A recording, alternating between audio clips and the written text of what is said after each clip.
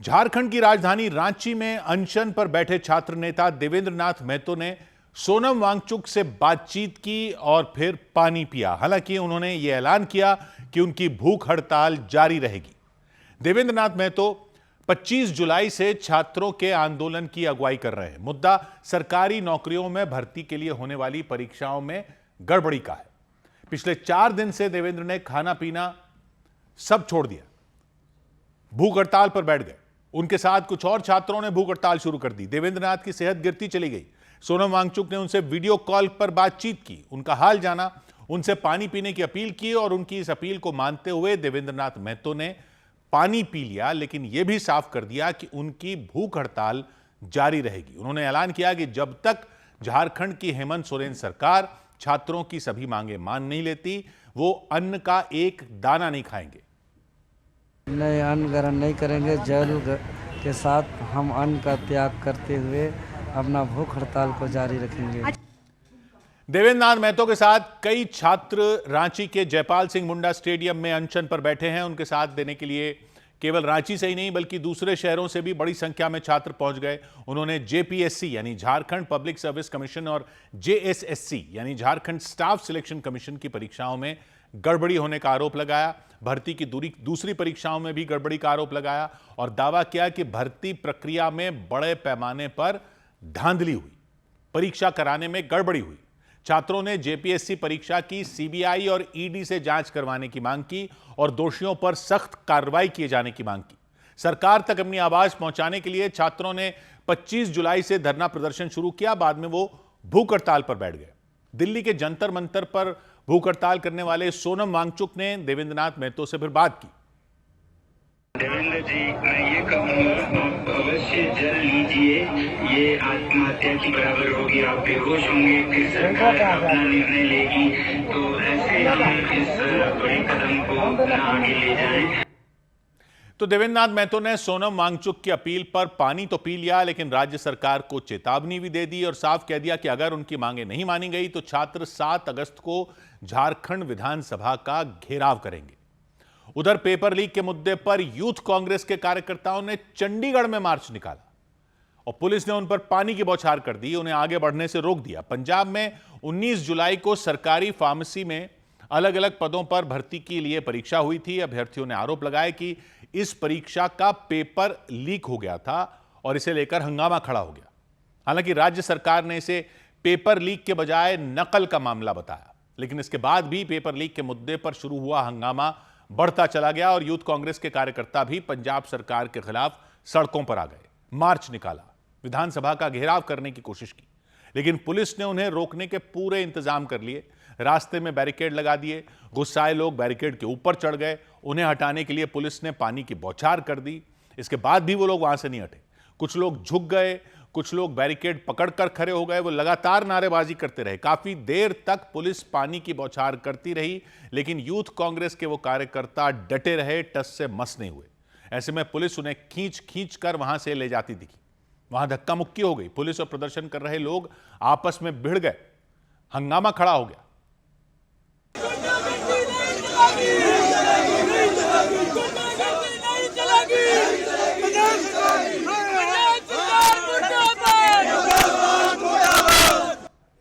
बाद में पुलिस ने कई प्रदर्शनकारियों को हिरासत में ले लिया, उन्हें बस में भरकर वहां से ले गई। मार्च में बहुत बड़ी संख्या में यूथ कांग्रेस के कार्यकर्ता इकट्ठा हुए। उन्होंने मांग की कि पेपर लीक के मामले की निष्पक्ष जांच हो और दोषियों के खिलाफ सख्त से सख्त कार्रवाई हो।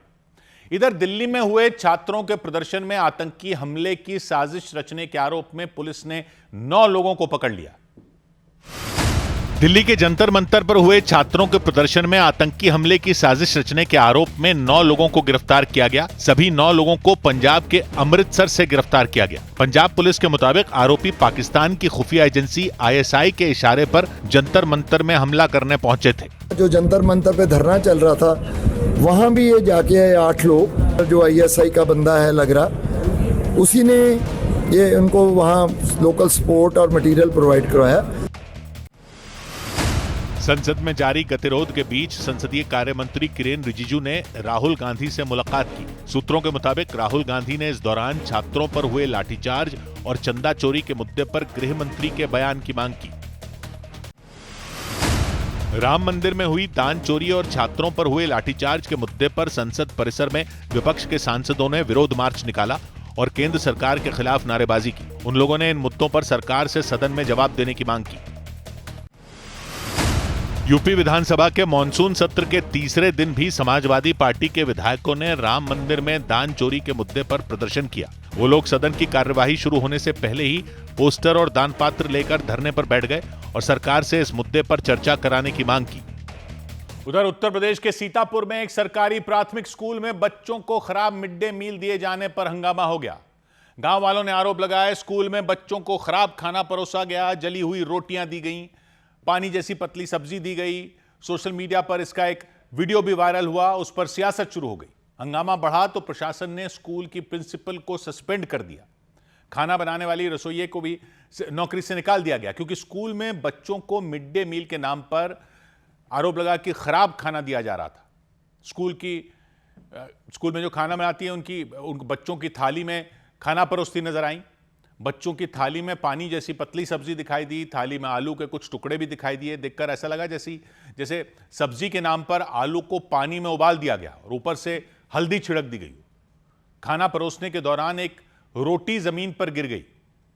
गांव के लोगों ने आरोप लगाया कि महिला ने जमीन पर गिरी रोटी भी बच्चों को थाली में रख दी। गांव के एक व्यक्ति ने मिड डे मील में दिए जा रहे खाने पर सवाल उठाए, खराब खाने का विरोध किया। इस पर स्कूल में खाना बनाने वाली ने उनसे उलझ गई, उनमें कहासुनी शुरू हो गई, बहस होने लगी। कई बार वीडियो है, बस पढ़े हैं, बना दें। कितन का बने हो खाना बताओ? नहीं, कितन का खाना पानी नहीं हो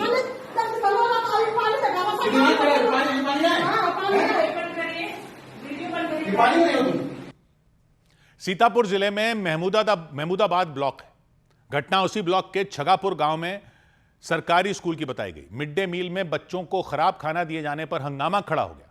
समाजवादी पार्टी ने सरकार को घेर लिया। सरकार 26,000 स्कूल बंद कर सकती है और पीडीए पाठशाला चलने पर एफआईआर कर सकती है, जो अंग्रेजों ने भी नहीं किया। जो बच्चों के खाने में घोटाला कर सकती है, उनके लिए एक्सप्रेसवे में घोटाला करना क्या बड़ी बात है। हंगामा बढ़ा तो प्रशासन ने तुरंत जांच के आदेश दे दिए। बेसिक शिक्षा अधिकारी ने खुद स्कूल जाकर पूरे मामले की जांच की तो आरोप सही पाए गए। इसके बाद प्रशासन ने एक्शन ले लिया। वहाँ का प्रिंसिपल साहब और रसोइयों का क्या है गलती सामने आया। जैसे सामने आया तो फिर इन दोनों को खिलाफ हम लोगों ने कार्रवाई संसिद्ध किया और प्रधान अध्यापक को निलंबित कर दिया गया है और रसोइयों का वहाँ से नौकरी से कार्यमुक्त कर दिया गया। प्रशासन की तरफ से खंड शिक्षा अधिकारी को भी निर्देश दिए गए कि वो बच्चों के साथ स्कूल में बैठकर मिड डे मील खाएंगे और खाने की क्वालिटी देखेंगे ताकि भविष्य में इस तरह की गलती ना हो। इधर राजस्थान के चुरू जिले में एक सरकारी अस्पताल की छत का प्लास्टर गिर गया तो महिला घायल हो गई। अस्पताल से वो बाहर निकल रही थी, अस्पताल के बरामदे में थी। घायल महिला को तुरंत इमरजेंसी वार्ड में भेजा गया। वहां पर उनके सिर में 2 टांके लगाने पड़े। अस्पताल प्रशासन ने सफाई दी कि वहां छत का प्लास्टर गिरा, लोगों के जाने पर रोक लगा दी गई थी। लेकिन अस्पताल में भीड़ होने की वजह से वो महिला उसी रास्ते से जाने लगी और हादसे का शिकार हो गई। अस्पताल में लगे सीसीटीवी कैमरे में हादसे की तस्वीर रिकॉर्ड हो गई। किरण मेघवाल नाम की महिला अस्पताल के अंदर से निकली, बरामदे में पहुंची, 2 या 3 कदम चली होंगी कि तभी छत से प्लास्टर भरभरा कर उनके ऊपर गिर गया। प्लास्टर के गिरते ही किरण जमीन पर गिर गई। उनके पीछे चल रही दूसरी महिलाएं ठिठक गई।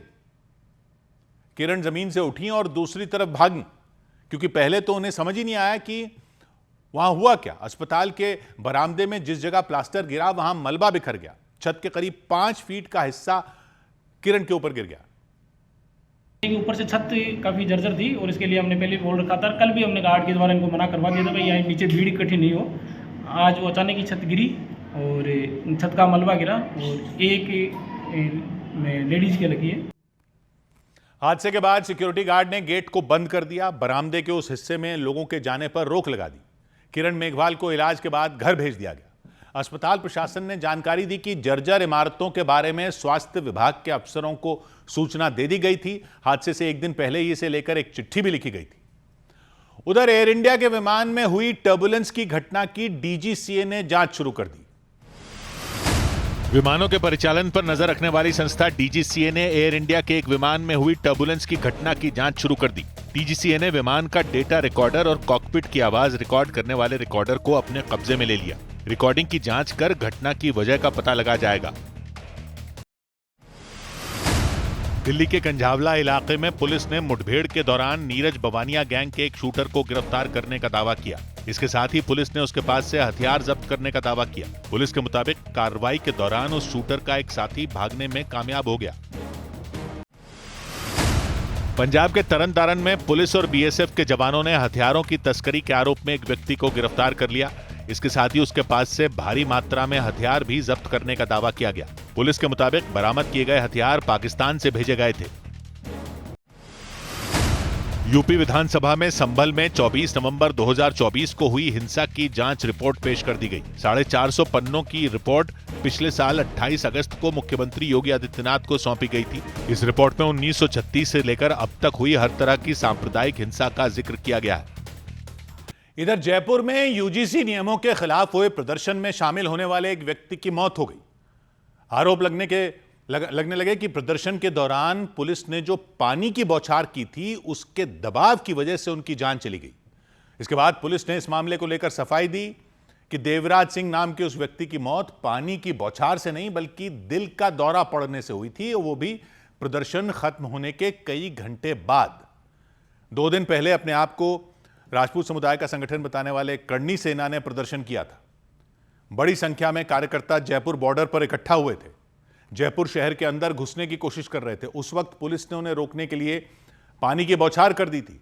इस प्रदर्शन में देवराज सिंह नाम के एक व्यक्ति भी शामिल हुए थे। उनके परिवार और कर्णी सेना के मुताबिक प्रदर्शन से लौटते ही उनके सीने में दर्द शुरू हो गया था और वो बेहोश हो गए थे, जिसके बाद उन्हें अस्पताल में भर्ती करवाया गया और वहां उनकी मौत हो गई।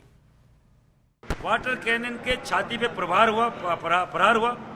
घर गए, घर जाके घर वालों को बताया कि वाटर कैनन लगी है और मेरा दर्द कर रहा है। इन लोगों ने हॉस्पिटलाइज किया। देवराज के बारे में बात करते हुए उनके भाई तो रो ही पड़े। उन्होंने बताया देवराज परिवार में कमाई करने वाले इकलौते व्यक्ति थे। उनके 2 छोटे छोटे बच्चे भी हैं।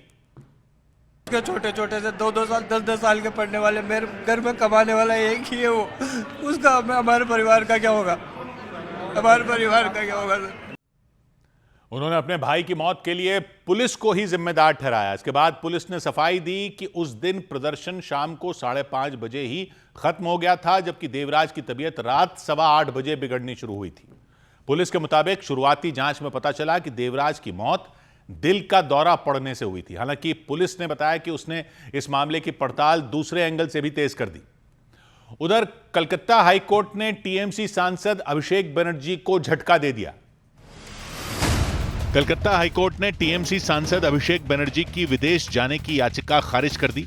उन्होंने अपनी आंखों के इलाज के लिए विदेश जाने की अनुमति मांगी थी। कोर्ट ने साफ किया कि इस बारे में डॉक्टरों की राय के आधार पर ही फैसला लिया जा सकता है। पश्चिम बंगाल में कई मस्जिदों की प्रबंधन समिति ने अपनी स्वेच्छा से मस्जिद परिसर में लगे लाउडस्पीकर हटा दिए। मस्जिद प्रबंधन समितियों ने ध्वनि प्रदूषण रोकने और प्रदूषण नियंत्रण बोर्ड के बनाए गए नियमों का पालन करने के लिए यह पहल की। ईडी की टीम ने वाईएसआर कांग्रेस के नेता मल्ला प्रसाद विजय के कई ठिकानों पर सर्च ऑपरेशन चलाया। ये कार्रवाई हैदराबाद, विशाखापट्टनम और भुवनेश्वर में उनके कई ठिकानों पर हुई। ईडी के सूत्रों के मुताबिक ये सर्च ऑपरेशन 3000 करोड़ रुपए के चिटफंड घोटाला केस में चलाया गया। कई निवेशकों के करोड़ों रुपए गबन करने की आरोपी विशाखा राठौड़ को यूएई से डिपोर्ट कर भारत लाया गया। सीबीआई ने विदेश मंत्रालय और गृह मंत्रालय के सहयोग से इंटरपोल रेड नोटिस के तहत फरार चल रही विशाखा राठौड़ को वापस लाने में सफलता हासिल की। भारत पहुंचने पर महाराष्ट्र पुलिस ने उन्हें गिरफ्तार कर लिया। उधर मध्य प्रदेश के विदिशा में स्कूल जाने के लिए कुछ छात्रों को अपनी जान जोखिम में डालनी पड़ गई, क्योंकि उफनती नदी को पार करना पड़ा, वो भी बांध के ऊपर बने पिलरों पर कूद कूद कर। जबकि एक पिलर से दूसरे पिलर के बीच करीब 4 फीट का अंतर था, लेकिन छात्रों ने जोखिम उठाया। उनके मुताबिक हर साल बारिश के महीने में यही स्थिति हो जाती है, क्योंकि बरसाती नदी के ऊपर कोई पुल नहीं है भी तो कई किलोमीटर दूर। इस वजह से कई गांवों के बच्चों को परेशानी उठानी पड़ी और वो बेहद खतरनाक तरीके से नदी को पार करने के लिए मजबूर हो गए। बरसाती नदी के ऊपर पुराना बांध है, इसके कई हिस्से टूट चुके थे। एक जगह पर तो सिर्फ पिलर ही रह गए, उनके बीच अच्छा खासा अंतर है, करीब 4 फीट का। परेशानी यह थी कि छात्रों का स्कूल नदी के दूसरी तरफ है, इस वजह से उन्हें पिलरों पर कूद कूद कर बांध को पार करना पड़ा, नदी के उस पार जाना पड़ा। लड़कों के साथ लड़कियों ने भी इसी तरह नदी को पार किया। ऐसे में जरा सी भी चूक होती तो जान खतरे में पड़ सकती थी। कोई भी अगर नीचे उफनती नदी में गिर जाता तो उसका बचना मुश्किल हो जाता। छात्रों के मुताबिक उनके पास दूसरा कोई रास्ता नहीं था, क्योंकि नदी को पार करने के लिए जो पुल है वो करीब 10 किलोमीटर दूर है। वहां से घूमकर आने में काफी वक्त लग जाता है। इसी परेशानी की वजह से कई छात्रों ने तो स्कूल जाना ही बंद कर दिया। बताया गया पुल ना होने के कारण हर साल कुछ महीने के लिए उनकी पढ़ाई बर्बाद हो जाती है। हर बार ऐसा ही होता है, 4 महीना नदी चढ़ जाती है तो बच्चे स्कूल नहीं जा पाते, उनकी पढ़ाई मतलब बर्बाद हो जाती है। बाकी अभी अगर मैं 4 महीने और स्कूल जा पाता तो मुझे भरोसा है मैं और अच्छी परसेंटेज बना सकता था। स्थानीय लोगों के मुताबिक बारिश के दिनों में वो अपने छोटे बच्चों को इस वजह से ही स्कूल नहीं भेज पाते। कई किलोमीटर दूर मौजूद पुल को पार करके बच्चों को स्कूल भेजना उनके लिए संभव नहीं है। आरोप लगाया गया कि समस्या कई साल से है, लेकिन प्रशासन इसे दूर नहीं कर पाया। हालांकि एसडीएम ने दावा किया कि उनके पास इसकी कोई शिकायत ही नहीं पहुंची, किसी ने कोई जानकारी ही नहीं दी। अगर उन्हें पता रहता तो वो जरूर कोई ना कोई उपाय करते, तुरंत कदम उठाते। हम लोग के भी संज्ञान में इस वीडियो के माध्यम से ही आई है। इससे पहले गाँव की जो स्थानीय संस्थाएं हैं और ग्राम पंचायत है उनके द्वारा ऐसी कोई स्थिति हम लोग के नॉलेज में नहीं लाई गई, ना ही कोई मांग की गई। बाद में प्रशासन ने पिलरों पर कूदकर स्कूल जाने पर रोक लगा दी। पुलिस को निर्देश दिया कि वो इसकी निगरानी करे ताकि किसी भी की जान खतरे में ना पड़े। उधर केरलम के आलपुड़ा जिले में भारी बारिश हुई तो कई रिहायशी इलाके बाढ़ की चपेट में आ गए। वहां इतनी ज्यादा बारिश हुई कि नदियां उफान पर आ गईं, खतरे के निशान को छूने लगीं। निचले इलाके पानी से लबालब हो गए, नालों में पानी भर गया, सड़कों पर पानी भर गया, मकानों में पानी भर गया, गाड़ियां पानी में डूब गईं। और सबसे ज्यादा बुरा हाल आलपुड़ा जिले के कुटनाड इलाके का हुआ। वहां भारी बारिश का कहर देखने को मिला। चारों तरफ पानी का कब्जा नजर आया। मकानों में कई फीट पानी भर गया, सड़कों पर कई फीट पानी भर गया। हालात ऐसे हो गए कि लोगों को अपना घर छोड़कर जाना पड़ा। बाढ़ की वजह से वो बाहर निकलने को मजबूर हो गए घर से। अपनी जरूरत का सामान लेकर दूसरी जगह जाते नजर आए। बच्चे और बुजुर्गों को नाव की मदद से निकाला गया, गाड़ियों में बिठाकर दूसरी जगह भेजा गया। जानवरों की भी परेशानी बढ़ गई, उनकी भी जान पर बनाई। लोगों ने पानी में डूब रहे जानवरों को सुरक्षित बाहर निकाला। खतरे को देखते हुए उस इलाके के करीब 90% लोगों ने अपना घर छोड़ दिया, उन्हें सुरक्षित जगह भेजा गया। इलाके के विधायक और बाकी लोगों ने उनके लिए राहत शिविर का इंतजाम किया और रहने और खाने पीने की सुविधा मुहैया कराई। इधर दिल्ली में भारी बारिश के बाद कई इलाकों में घुटनों तक पानी भर गया। दिल्ली में भारी बारिश की वजह से कई इलाकों में जलभराव हो गया और घुटनों तक पानी भर गया। बारिश के कारण सड़कों पर लंबा जैम लगा रहा और गाड़ियों की रफ्तार थम गई। उत्तराखंड के चमोली जिले में लगातार हो रही बारिश की वजह से कई इलाकों में पहाड़ के हिस्से टूट गए। सड़कों पर मलबे का ढेर लग गया। इससे नेशनल हाईवे और बाकी इलाकों को जोड़ने वाली 15 से ज्यादा सड़कें बंद हो गईं। हिमाचल प्रदेश के चंबा में पहाड़ खिसकने की वजह से एक श्रद्धालु की जान चली गई। वो श्रद्धालु कुछ लोगों के साथ एक कार में सवार होकर मणिमहेश यात्रा पर जा रहे थे। इस बीच पहाड़ का एक बड़ा हिस्सा टूटकर उनकी गाड़ी के ऊपर गिर गया और मलबे में उनकी गाड़ी दब गई। उत्तराखंड के देहरादून में रास्ता पार करने के दौरान एक कार उफनते नाले में फंस गई। सैलाब के बीच कार के फंसने से उसमें सवार 4 लोगों की जान पर खतरा मंडराने लगा। हालांकि कुछ देर तक अफरा तफरी मचने के बाद आसपास मौजूद लोगों ने उस कार में सवार लोगों को सुरक्षित बाहर निकाल लिया। उधर उत्तर प्रदेश के कानपुर में चावल पीसकर नकली हल्दी बनाने वाली एक फैक्ट्री का भंडाफोड़ किया गया। खाद्य विभाग की एक टीम मसाला बनाने वाली उस फैक्ट्री पर पहुंची, तलाशी ली, फैक्ट्री के एक एक हिस्से की जांच की तो पता चला वहां जो हल्दी तैयार की जा रही थी वो नकली थी, मिलावटी थी। खाद्य विभाग ने दावा किया कि वहां हल्दी का जो पाउडर मिला उसमें हल्दी थी ही नहीं, केमिकल से बना रंग था और पिसा हुआ चावल था। उसी को पैक करके बाजार में भेजा जाता था। फैक्ट्री में साफ सफाई का भी ध्यान नहीं रखा जा रहा था। फर्श पर नकली हल्दी का ढेर लगा था, पीले रंग का केमिकल मिला, पिसा हुआ चावल फर्श पर पड़ा था, चक्की के पास केमिकल के डिब्बे पड़े मिले, मसाला फैक्ट्री में चावल की कई बोरियां रखी मिली। तो खाद्य विभाग के मुताबिक वहां चावल का इस्तेमाल हल्दी बनाने के लिए किया जा रहा था। पनकी क्षेत्र में हम लोगों ने पकड़ा है और 6 लाख से अधिक रुपए का सामग्री भी जब्त की गई है और उसमें 6 सैंपल भेजे गए हैं और इस बार हम लोगों ने जो इसका प्रकरण था उसमें मुकदमा भी लिखाया है। खाद्य विभाग का कहना है कि केमिकल मिलाकर तैयार की जा रही हल्दी सेहत के लिए बेहद खतरनाक हो सकती है। मसाला फैक्ट्री से चावल से भरी 77 बोरियां मिली, 42 बोरियों में नकली हल्दी मिली, 30 किलो मिर्च पाउडर मिला, 30 किलो धनिया पाउडर मिला। जांच के दौरान खाद्य विभाग की टीम ने हल्दी के अलावा उस फैक्ट्री में तैयार किए जा रहे दूसरे मसालों के सैंपल लिए उन्हें जांच के लिए लैब भेज दिया। इधर महाराष्ट्र में सरकार ने पाम ऑयल और वनस्पति तेल से बनने वाले पनीर पर बैन लगा दिया। महाराष्ट्र सरकार ने दूध की जगह पाम ऑयल और वनस्पति तेल से बनाए जाने वाले पनीर पर बैन लगा दिया। सरकार ने साफ किया कि राज्य में ऐसा पनीर बनाना और उसे बेचना गैर कानूनी होगा। नियम तोड़ने पर 6 महीने की जेल हो सकती है और 1 लाख रुपए का जुर्माना भी लगाया जा सकता है। बेंगलुरु में एक महिला ने कार और बाइक जैसी सेवाएं उपलब्ध कराने वाली कंपनी रैपिडो से 20 लाख रुपए के मुआवजे की मांग की। महिला ने आरोप लगाया कि पिछले महीने रैपिडो बाइक से जाते समय हुए हादसे में वो गंभीर रूप से घायल हो गई थी। उन्होंने आरोप लगाया इलाज में 20 लाख रुपए खर्च होने के बावजूद रैपिडो ने उनकी कोई मदद नहीं की। उधर बिहार के कैमूर राज्य के एक मंत्री एक स्कूल का जायजा लेने पहुंचे तो बिहार के कैमूर में, माफ कीजिएगा, राज्य के एक मंत्री एक स्कूल का जायजा लेने पहुंचे तो प्रिंसिपल ही गायब मिले तो मंत्री भड़क गए, तुरंत कार्रवाई के निर्देश दे दिए।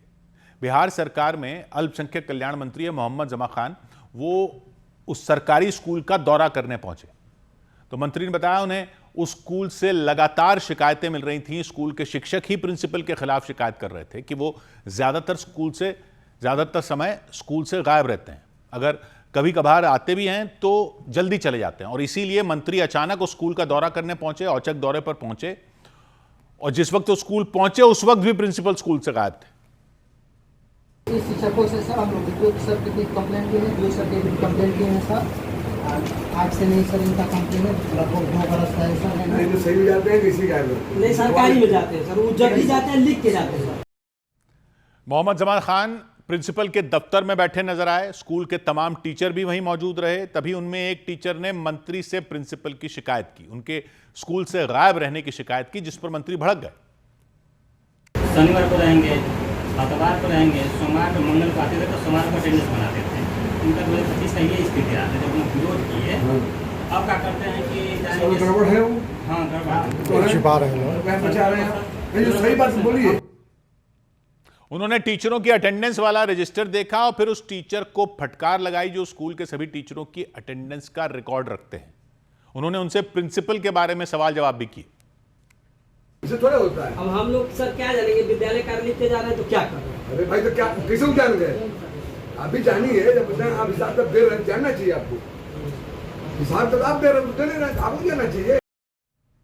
मंत्री जमा खान उनके जवाब से संतुष्ट नहीं हुए तो उन्होंने गुस्से में जिला शिक्षा अधिकारी को फोन लगाया, उनसे प्रिंसिपल के खिलाफ तुरंत एक्शन लेने को कहा। विमलेश जी प्रिंसिपल का यहाँ शिकायत है कि वो नहीं आते कम आते हैं और आपका नाम बताकर, ऑफिस का नाम बताकर ये चले जाते हैं। सत्यता क्या है ये मुझे आपसे जानकारी लेना चाहता हूँ, जो आप भी नए आए हुए हैं, बुलाते नहीं है तो ये नोट करिए, मैं उसी स्कूल में बैठा हुआ हूँ, मीडिया भी मेरे सामने सुन रहा है, सब लोग हैं, ऐसे को नोट करिए, तुरंत नोटिस करिए, कार्रवाई करिए। इसके बाद उन्होंने पूरे स्कूल का दौरा किया, स्कूल के कई क्लासरूम में गए, बच्चों से बातचीत की, उनकी परेशानियां पूछी। बच्चे पढ़ाई होती है ना बेटा? जी। पढ़ते आप ना? जी। कोई दिक्कत बेटा आप लोगों को? नहीं। मरते हैं मास्टर लोग? मरते हैं नहीं? स्कूल से निकलते हुए मंत्री जमा खान ने चेतावनी दी कि जो भी टीचर बच्चों की पढ़ाई में लापरवाही बरतेगा, बिना बताए स्कूल से गायब रहेगा, उसके खिलाफ सख्त से सख्त कार्रवाई की जाएगी। इधर मार्क जकरबर्ग ने केंद्र सरकार से चाइल्ड पोर्न पर माफी मांग ली। मेटा के को फाउंडर मार्क जकरबर्ग ने चाइल्ड पोर्न और डीप फेक कंटेंट पर हुई गलतियों के मामले में केंद्र सरकार से माफी मांग ली। सूत्रों के मुताबिक मेटा ने माना कि कुछ कंटेंट को बढ़ावा देने के लिए बड़ी रकम खर्च की गई थी। उत्तर प्रदेश में हुई वोटर लिस्ट में सुधार प्रक्रिया यानी SIR के मुद्दे पर सुप्रीम कोर्ट में सुनवाई हुई। कोर्ट ने फॉर्म 7 के दुरुपयोग के मुद्दे पर चुनाव आयोग से जवाब मांगा। चीफ जस्टिस ने साफ किया कि चुनाव आयोग से जवाब मिलने के बाद कोर्ट इस मुद्दे पर विचार करेगी। बांग्लादेश की पूर्व प्रधानमंत्री शेख हसीना ने देश छोड़ने के बाद पहली बार पूरी दुनिया के सामने प्रेस कॉन्फ्रेंस की। बांग्लादेश की आजादी में अपने परिवार के योगदान को उन्होंने याद किया और इस दौरान वो भावुक भी हो गई। I also remember with profound grief and members of my own family whom I lost on 15th August 1975. इधर आतंकी संगठन लश्कर ए तैयबा के कमांडर ने यह कबूल किया कि बीते कुछ सालों में पाकिस्तान में अज्ञात हमलावरों ने 30 से ज्यादा आतंकियों को ढेर कर दिया।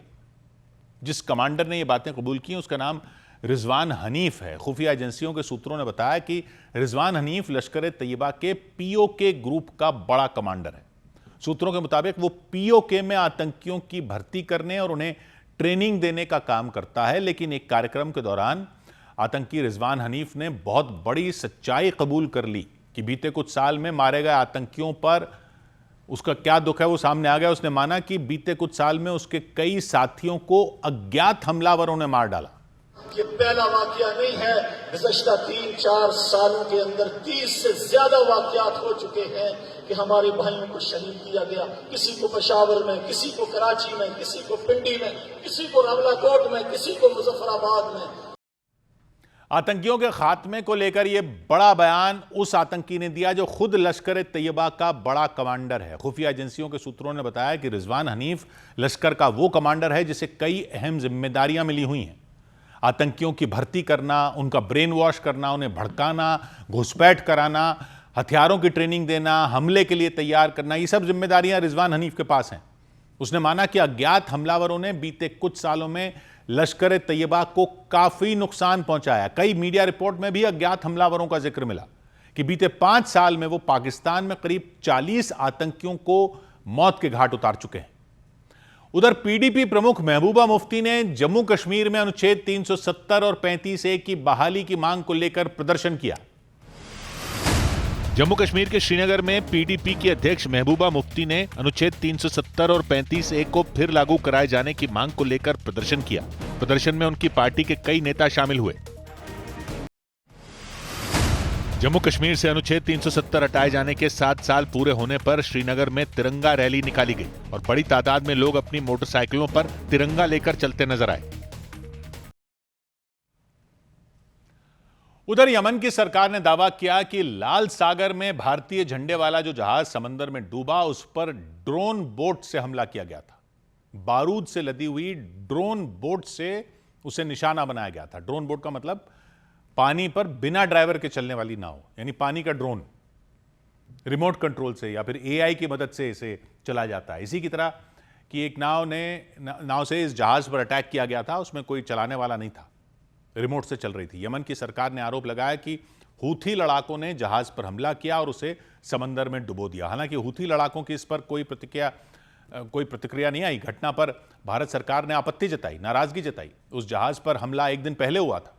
उस वक्त भारतीय झंडे वाला एमएसवी फैज नूरे औलिया नाम का जहाज लाल सागर से गुजर रहा था। तभी समंदर की लहरों पर तेजी से दौड़ती हुई एक ड्रोन बोट आई और जहाज से टकरा गई। यमन की सरकार के मुताबिक उस ड्रोन बोट में विस्फोटक भरा था। नाव के टकराने के बाद जहाज में भयंकर धमाका हुआ, आग लग गई, धुएं का गुबार उठता नजर आया। रॉयटर्स ने भी रिपोर्ट दी कि नाव के टकराने से जहाज टूट गया, उसमें पानी भरने लगा और कुछ ही देर बाद पूरा का पूरा जहाज लाल सागर में समा गया, उसका नामो निशान मिट गया। हमले के वक्त जहाज पर चालक दल के 14 लोग सवार थे, उनमें 13 भारतीय थे। जहाज पर हमले के बाद यमन के कोस्ट गार्ड के जवानों ने बचाव अभियान चलाकर चालक दल के सभी सदस्यों को बचा लिया। उन्हें यमन के मोखा बंदरगाह ले जाया गया। यमन की सरकार ने भारतीय झंडे वाले जहाज पर हमले के लिए हूथी लड़ाकों को जिम्मेदार ठहराया। हूथी लड़ाके जिनके सिर पर ईरान का हाथ माना जाता है, उसका समर्थन मिला हुआ है। कुछ रोज पहले हूथी लड़ाकों ने बाब अल मंदीब गलियारे को बंद करने की धमकी दी थी। स्ट्रेट ऑफ हॉर्मुज की तरह बाब अल मंदीब भी एक समुद्री गलियारा है, यमन के दक्षिणी छोर पर यह है। यह समुद्री गलियारा लाल सागर को अदन की खाड़ी से जोड़ता है। यमन की सरकार का कहना है लाल सागर से गुजरने के दौरान ही हूथी लड़ाकों ने भारतीय झंडे वाले जहाज को निशाना बनाया। इधर रूस में यूक्रेन के ड्रोन हमले के बाद ऐसी भयंकर आग लग गई कि उसे बुझाने में पूरी रात भी कम पड़ गई। 12 घंटे से ज्यादा समय लगा आग पर काबू पाने में। यह ड्रोन हमला रूस की सबसे बड़ी ई-कॉमर्स कंपनी वाइल्डबेरीज के एक गोदाम पर किया गया। यूक्रेन का दावा है यह कंपनी जंग में पुतिन की सेना को मदद पहुंचाती है, इसीलिए यूक्रेन की फौज बीते कुछ हफ्तों में वाइल्डबेरीज के 1 दर्जन से भी ज्यादा ठिकानों पर हमले कर चुकी है और इसी कड़ी में उसने रूस के तुला प्रांत में भयंकर बमबारी कर दी। वहां वाइल्डबेरीज के एक गोदाम पर आत्मघाती ड्रोन की बारिश कर दी। बारूद से लदे वो ड्रोन फटे तो उस गोदाम में आग लग गई, बुरी तरह धधक उठा, ऊंची ऊंची लपटें उठने लगी, धुआं उठने लगा।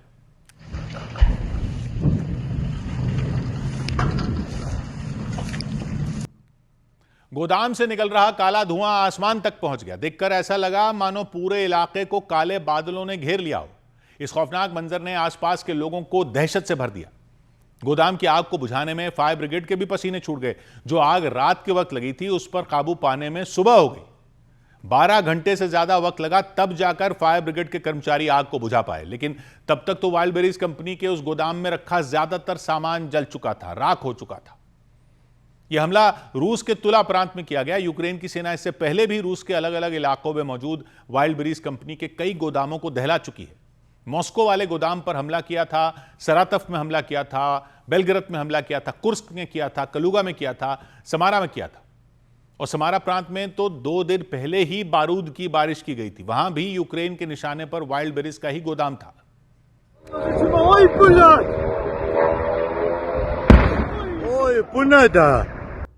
ई-कॉमर्स कंपनी वाइल्डबेरीज को रूस का अमेज़न भी कहा जाता है। ऑनलाइन सामान बेचने वाली वहां की सबसे बड़ी कंपनी है। बीते 1 महीने में इसके करीब 15 ठिकानों पर हमले हो चुके हैं, क्योंकि जेलेंस्की का दावा है यह कंपनी रूसी सेना की मदद करती है, हथियारों की सप्लाई करती है, जबकि वाइल्डबेरीज इन दावों को खारिज कर चुकी है। लेकिन इसके बाद भी उसके गोदामों पर यूक्रेन के हमले जारी रहे। हालांकि रूस ने भी पलटवार करने में देर नहीं लगाई। अमेरिका के अखबार द वॉशिंगटन पोस्ट ने रिपोर्ट दी कि पुतिन की फौज ने यूक्रेन के कई इलाकों पर बारूद की बारिश कर दी। मिसाइल हमले किए, ड्रोन हमले किए, इसके साथ ही 3000 किलो वाले ग्लाइड बम भी फोड़ दिए और यूक्रेन के कई इलाकों को हिलाकर रख दिया। वहां भयंकर धमाके हुए।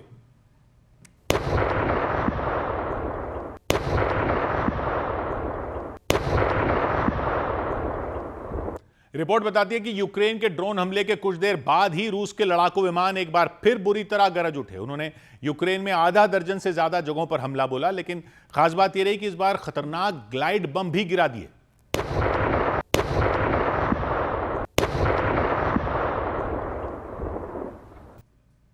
ग्लाइड बमों में पंख लगे होते हैं, किसी छोटे विमान की तरह दिखते हैं। इन्हें सटीक हमले के लिए जाना जाता है, तबाही मचाने के लिए जाना जाता है।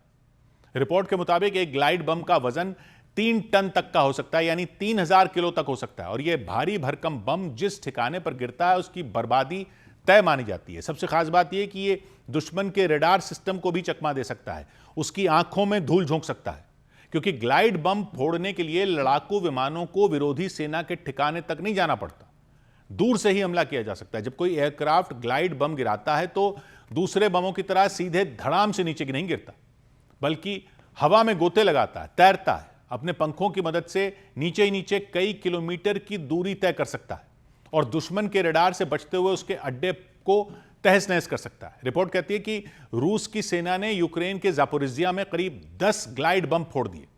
इसके अलावा खार्किव पर भी हमला किया, खरसोन पर भी हमला किया, चर्निव पर भी हमला किया, नीप्रो पर हमला किया और वहां यूक्रेन की सेना को भारी नुकसान पहुंचाने का दावा किया।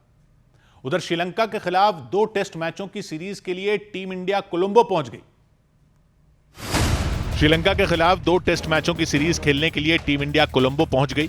7 अगस्त को टीम इंडिया श्रीलंका 11 के साथ वार्म अप मैच खेलेगी और 15 अगस्त से दोनों टीमों के बीच टेस्ट सीरीज की शुरुआत हो जाएगी। सूत्रों के मुताबिक अजीत अगरकर को टीम इंडिया के चीफ सिलेक्टर के पद से हटाया जा सकता है और उनकी जगह वीवीएस लक्ष्मण को यह जिम्मेदारी दी जा सकती है। अजीत अगरकर का कॉन्ट्रैक्ट जून 2026 में ही खत्म हो गया था, लेकिन बीसीसीआई ने उन्हें 3 महीने का एक्सटेंशन दिया था। सौभाग्य की एक बात यह कि अब भारत में भी गाड़ी गाड़ी से बात करेगी। भारत भी हाईटेक होने जा रहा है।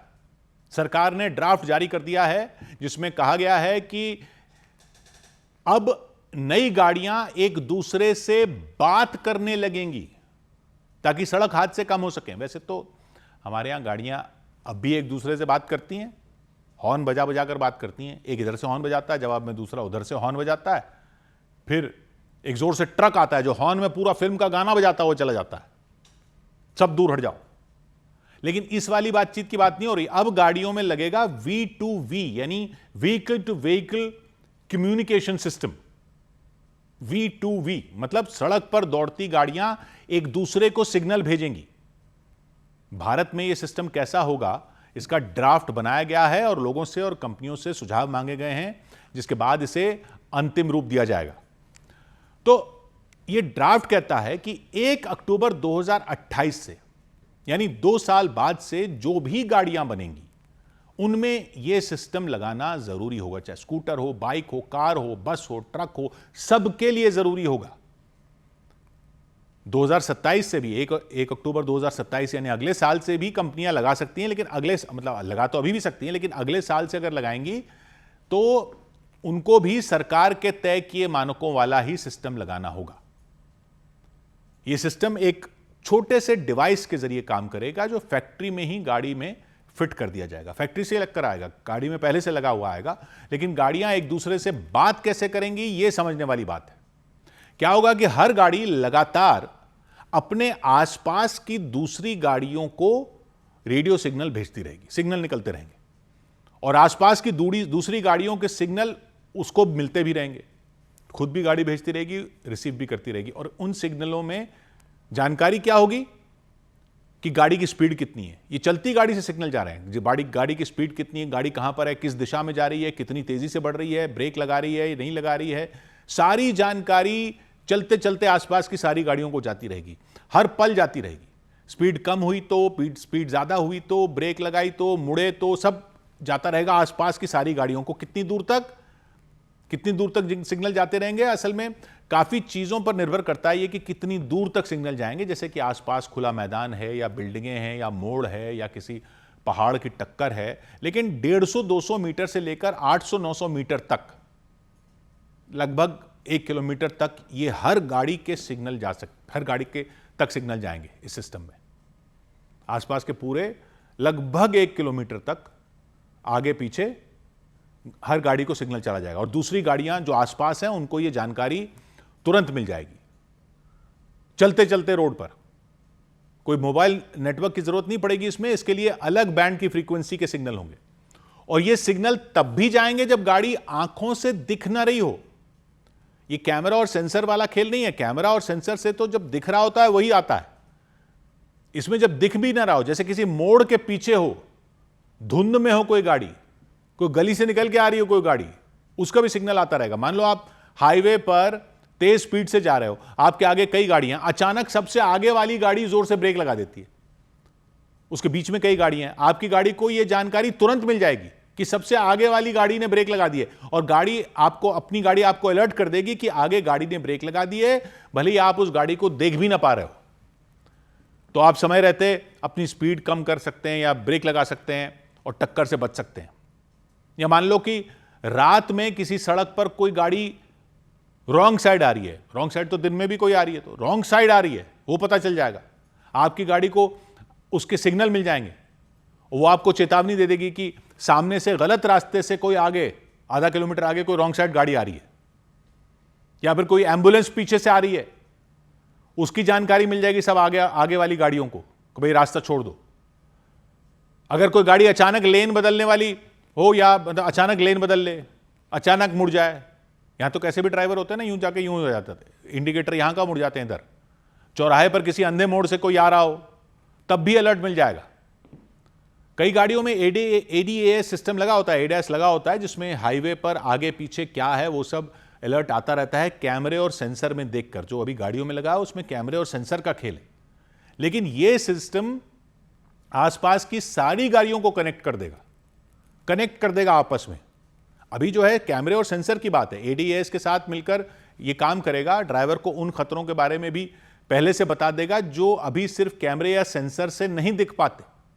इस तरह धीरे धीरे सड़कों पर गाड़ियां एक दूसरे की मदद से ज्यादा सुरक्षित तरीके से चल सकेंगी और हादसों का खतरा काफी कम हो सकेगा, यह मकसद है। लेकिन यह V2V सिस्टम तो सिर्फ उन गाड़ियों के बीच काम करेगा जिनमें यह सिस्टम लगा होगा, और यह लगना अगले साल से शुरू होगा। मतलब ज्यादातर 2 साल बाद तो कंपलसरी हो जाएगा, अगले साल से लगना शुरू भी हो सकता है। लेकिन पुरानी गाड़ियां जिनमें यह सिस्टम नहीं लगा है वो तो अपना कोई सिग्नल नहीं भेजेंगी, इसलिए नई V2V वाली गाड़ी को उनके बारे में रेडियो सिग्नल से कोई जानकारी नहीं मिलेगी। ये पता तो चलेगा कि आगे किसी ने ब्रेक लगा दी है, वो नई गाड़ी का पता चलेगा। पुरानी गाड़ी ने लगा दी है तो वो नहीं पता चलेगा, तो रेडियो सिग्नल नहीं मिलेगा उसका। तो ये उन गाड़ियों को कैमरे से और सेंसर से देखने की कोशिश करेगा सिस्टम। कैमरे से अगर दिख रहा है, सेंसर से दिख रहा है तो ठीक है, जो पुरानी गाड़ियां, यानी ऐसे सेंसर लगे होंगे जो पुरानी गाड़ियों को अपनी आंखों वाली रेंज में, नजर की रेंज से पकड़ सकते हैं और अलर्ट कर सकते हैं ड्राइवर को। मतलब पुरानी गाड़ी कोई आगे ट्रैफिक में छुपी होगी उसका तो पता नहीं चलेगा, या मोड़ के पीछे से निकल कर आएगी तो पता नहीं चलेगा पुरानी गाड़ी का, लेकिन अगर सामने होगी और सेंसर की रेंज में होगी तो उसका भी अलर्ट मिल जाएगा। फिर जैसे जैसे धीरे धीरे कई साल में सारी गाड़ियां इस सिस्टम वाली हो जाएंगी तो हर तरह के खतरे से बचने की उम्मीद भी बढ़ जाएगी, लेकिन उसमें कई साल लगेंगे जब ये सारी नई गाड़ियां हो जाएंगी। अभी के सालों में तो मिक्स ट्रैफिक रहेगा, पुरानी नई सब गाड़ियां रहेंगी, तो पूरा फायदा सिस्टम का उस तरह से नहीं मिलेगा। भारत में फिलहाल ये सिर्फ नई गाड़ियों के लिए जरूरी किया जाना है, तो वो भी 2 साल बाद बनने वाली गाड़ियों में। इतना टाइम इसलिए दिया गया है ताकि कंपनियां अपनी पूरी तैयारी कर लें। बाद में पुरानी गाड़ियों में भी रेट्रोफिट करके लगाने की योजना हो सकती है, 5-10 हज़ार रुपए में पुरानी गाड़ी में भी शायद बाद में लग सके, लेकिन अभी तो वैसी कोई जानकारी नहीं है। तो सिस्टम तो बढ़िया है, दुनिया के कई देशों में फैल रहा है, भारत में भी आ जाएगा, लेकिन गाय भैंस में तो लगा नहीं होगा। यहां तो सूअर भी आ जाते हैं, कुत्ते भी आ जाते हैं, कोई अचानक पेड़ के पीछे से पैदल भी आ सकता है, झाड़ियों से कोई साइकिल निकल कर भी आ सकता है। तो गाड़ियों में तो लग जाएगा V2V, और गाड़ियां तो आपस में बात कर लेंगी, लेकिन गैया से कैसे बताइएगा पहिया? भैया 100 बात की एक बात। इधर महाराष्ट्र सरकार ने सिद्धिविनायक मंदिर को बीते 5 साल में मिले दान की जांच शुरू करा दी। मुंबई के सिद्धिविनायक मंदिर में दान चोरी के आरोपों का महाराष्ट्र सरकार ने ऑडिट कराने का आदेश दे दिया। डिप्टी सीएम एकनाथ शिंदे ने 5 साल में मंदिर को दान में मिले कैश, गहनों और दूसरे कीमती सामान का ऑडिट कराने का आदेश दिया। महाराष्ट्र के कोल्हापुर में एक बंद मकान में हुए जोरदार धमाके से सनसनी मच गई। धमाके से आसपास के कई मकानों को भी नुकसान हुआ। पुलिस की शुरुआती जांच के मुताबिक मकान को नुकसान पहुंचाने के इरादे से ही धमाका किया गया था। इसके लिए जेलेटिन की छड़ का इस्तेमाल किए जाने का शक जताया गया।